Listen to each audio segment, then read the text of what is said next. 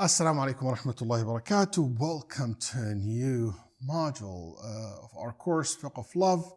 And I know that not everybody is married, and not everybody going to marry soon, and not everyone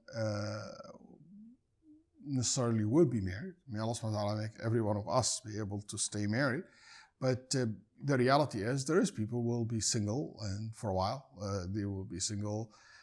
They might not marry again or not married at all. That happened. And a lot of people single until they get married, a lot of young people.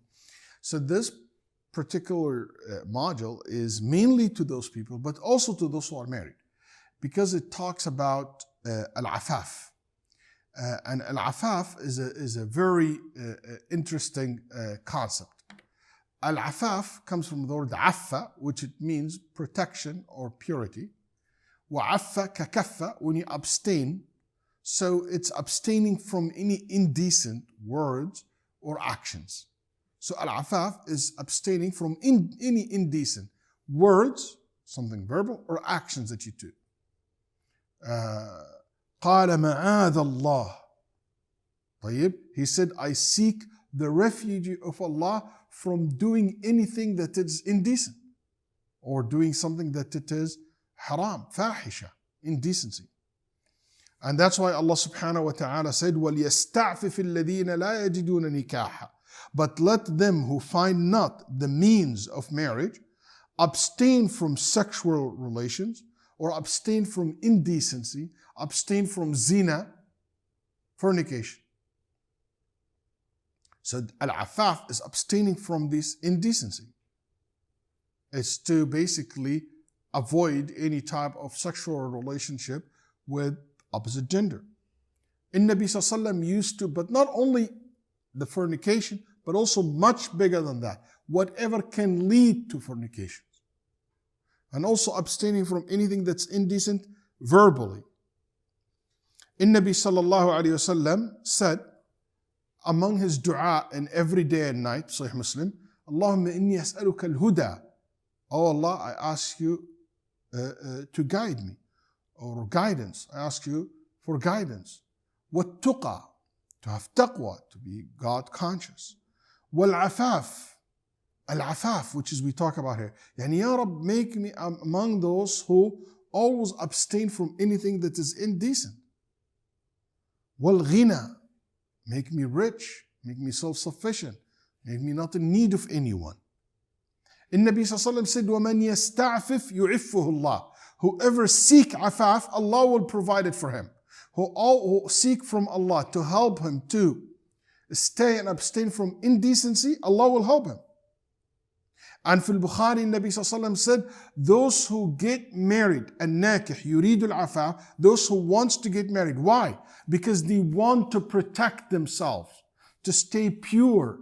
Allah promised to help such person. So al-afaf is a well-established concept in our religion.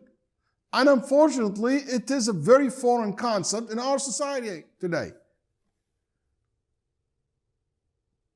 Unfortunately, there's millions and billions of dollars are spent on indecency, on making zina easy.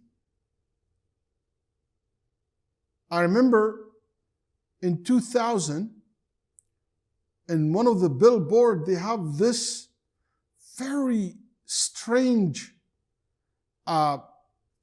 advertising for a company, a designer clothes company.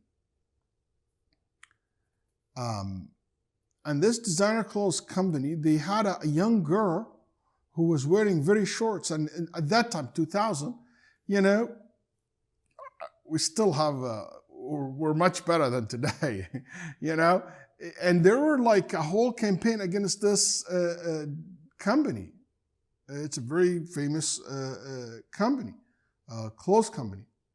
And there were a campaign against them. And their spokesman came out, I remember, saying that we want to teach young girls how to dress sexy. And that line of clothes was for girls who were 10 years old.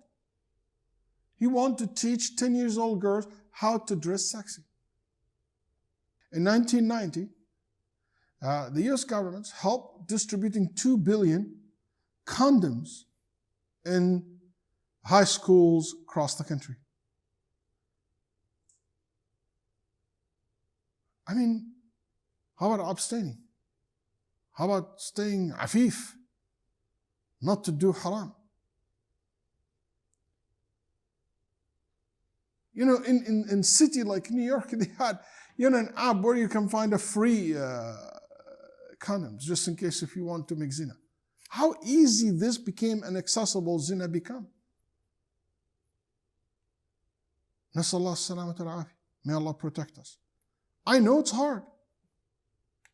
Look at how it became zina and adultery and, you know, and indecency became kind of norm in movies and TV shows, Netflix, and you name it.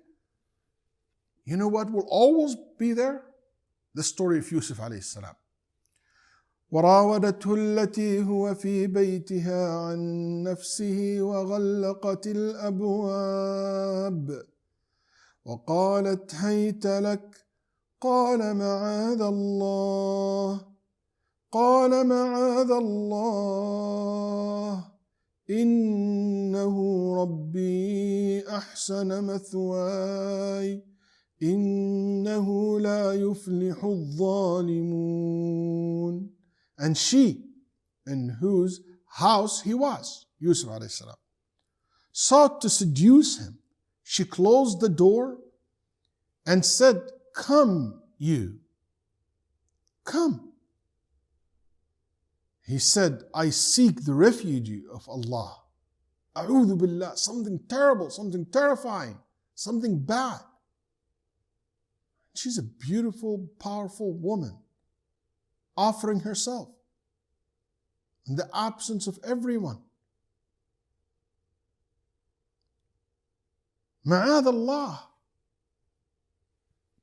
I will not betray my Lord, I will not cheat my master,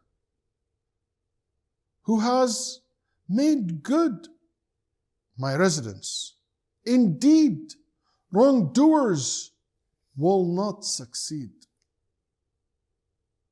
Those who don't care about decency will not succeed. And those who care about al-afaf will succeed.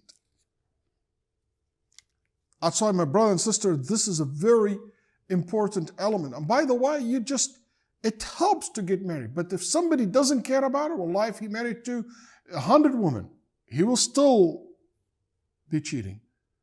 Or she married to 100 men, which is, both scenarios are not possible Islamically, but it's just hypothetically.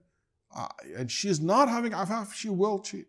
Many people think that the solution for abstaining from adultery and zina is masturbating. I just want to say, my position in masturbating is very strong and very clear that this is haram. It's not allowed for men and women. The only scenario that can be acceptable if a husband and wife perform that to each other. But other than that, no.